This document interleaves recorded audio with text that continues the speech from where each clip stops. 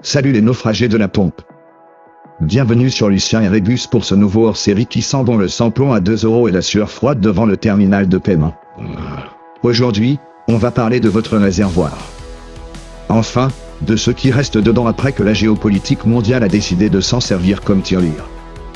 On nous explique que si vous payez votre plein le prix d'un week-end à Venise, c'est à cause des tensions là-bas, de la stratégie de l'OPEP, ou d'un pipeline qui a éternué. Mais entre nous, est-ce que ce n'est pas le prétexte parfait pour la grande saignée? Sortez vos mouchoirs et vos cartes bleues, on décrypte pourquoi votre voiture est devenue un objet de luxe. Salut à tous. Vous l'avez senti, ce petit frisson? Non, ce n'est pas le vent d'hiver, c'est le clic du pistolet à essence qui s'arrête à 80 € alors que votre réservoir est encore à moitié vide. Aujourd'hui, on nous vend la crise géopolitique. C'est le mot magique. Dès qu'un général s'énerve à 5000 bornes d'ici ou qu'un tanker change de cap, hop, le litre prend 10 centimes. On nous explique que le monde est instable, que les flux sont tendus, que c'est la faute au destin. Mais vous savez ce qui est vraiment stable? La part de l'État sur votre facture. Voici pourquoi l'augmentation du prix de l'essence est le plus beau tour de magie de la décennie.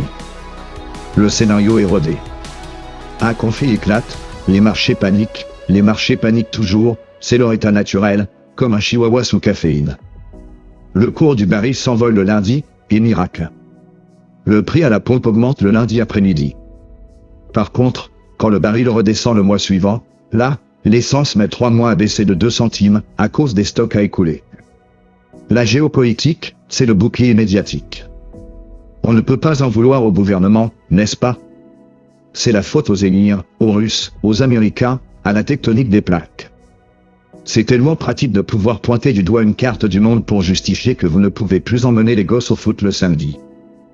On nous fait croire que le prix de l'essence dépend de la paix dans le monde, alors qu'il dépend surtout de l'appétit du trésor public. Parlons-en de l'État. Nos ministres défilent sur les plateaux avec des mines déconfites, l'air de dire « Oh mon Dieu, c'est terrible, on cherche des solutions ». La solution, elle est simple, 60% de taxes. Quand le prix du carburant explose, les recettes de la TVA explosent aussi. L'État est le seul acteur qui gagne plus d'argent quand vous souffrez davantage. C'est le seul pompiste au monde qui vous regarde galérer en se frottant les mains sous la table. Il nous propose des chèques carburant à 200 balles. C'est comme si un pickpocket vous volait votre montre et vous rendait les piles en vous disant « Tiens, c'est pour t'aider ». C'est du génie cynique. Ils subventionnent la douleur qu'ils créent eux-mêmes avec votre propre argent. Et là, on arrive au niveau supérieur, l'opportunisme idéologique. Pour une partie de l'élite urbaine et déconnectée, l'essence chère n'est pas un problème, c'est un outil pédagogique. Ils se disent, si l'essence est trop chère, ils finiront bien par acheter une voiture électrique à 40 000 € qu'ils n'ont pas, ou par prendre le vélo cargo sous la pluie avec 3 sacs de course. L'augmentation du prix, c'est le coup de pouce du destin pour nous forcer à entrer dans leur monde merveilleux de la mobilité douce. C'est une guerre contre la liberté de mouvement. Si tu ne peux plus te déplacer, tu restes chez toi, tu consommes local, enfin, ce que tu peux, et tu deviens parfaitement gérable. La géopolitique n'est que l'accélérateur d'un projet qui date de bien avant la dernière guerre, la fin de la bagnole individuelle pour le bas peuple. La voiture électrique, c'est génial, jusqu'à ce qu'ils décident d'augmenter le prix du kilowattheure pour raisons géopolitiques liées au grand au soleil. On finit par ce dont on ne parle jamais dans les salons parisiens, la France des zones rurales, celle qui n'a pas de métro, pas de tramway, et dont le seul lien avec la civilisation est une départementale et une vieille Clio.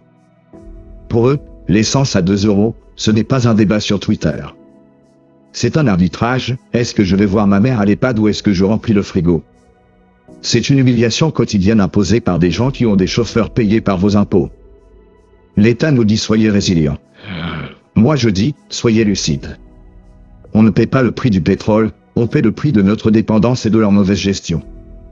Alors, la prochaine fois que vous verrez le compteur défiler plus vite que les litres à la pompe, souvenez-vous, ce n'est pas seulement de l'essence qui part, c'est votre pouvoir d'achat qui s'évapore dans les poches d'un État trop heureux de trouver dans la géopolitique le coupable idéal.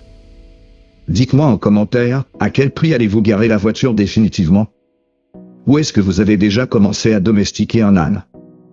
Abonnez-vous, likez, et surtout, gardez l'œil ouvert, même si ça pique au portefeuille. Ciao.